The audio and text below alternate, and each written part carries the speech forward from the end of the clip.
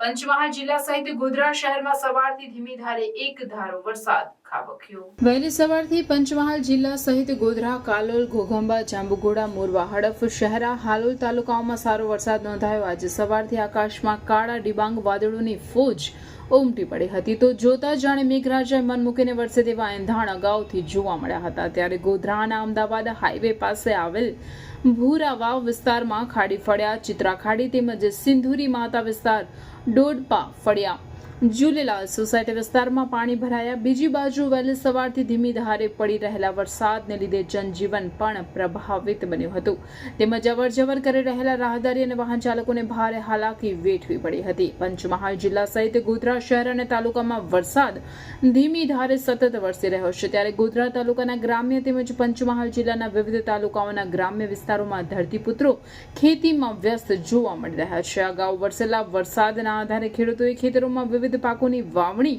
કરી દીધી હતી।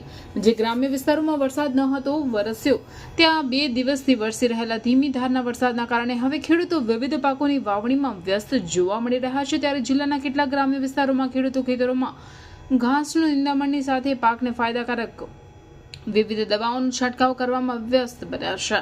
પંચમહાલ જિલ્લામાં આ વર્ષે હજી પણ જોઈએ તેવો વરસાદ વરસ્યો નથી ત્યારે જિલ્લાના શહેરી વિસ્તારોમાં પણ વરસાદ વરસતા લોકોની ગરમીમાંથી આંશિક રાહત મળી છે।